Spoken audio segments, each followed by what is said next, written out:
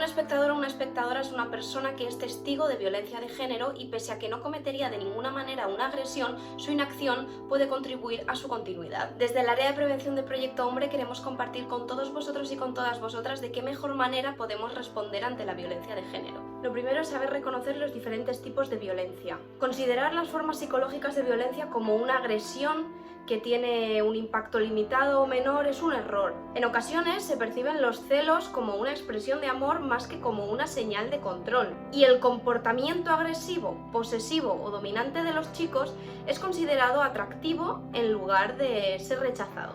Las tácticas de control como revisar el móvil a tu pareja, decirle qué debe ponerse, qué no, dónde debe ir, dónde no, el abuso verbal como por ejemplo los insultos o los comentarios denigrantes y la intimidación y los comportamientos amenazantes son violencia de género. No culpar a la víctima.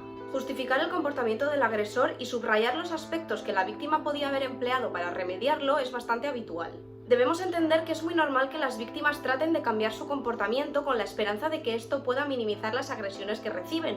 Esto no significa que estén disfrutando de la situación o que no quieran que termine. El único responsable de una agresión es el agresor. En el caso de que una mujer esté sufriendo violencia de género y nos lo cuente, debemos resaltar la importancia de que se haya decidido a contarlo, agradeciéndole la confianza y expresando un apoyo incondicional. Mostrar empatía, afecto, comprensión e interés por ella. Realizar una adecuada escucha activa, sin interrupciones y evitando indagar o preguntar detalles. No culpabilizar ni juzgar y garantizar la debida confidencialidad, además de facilitar la información acerca de los recursos de atención especializados.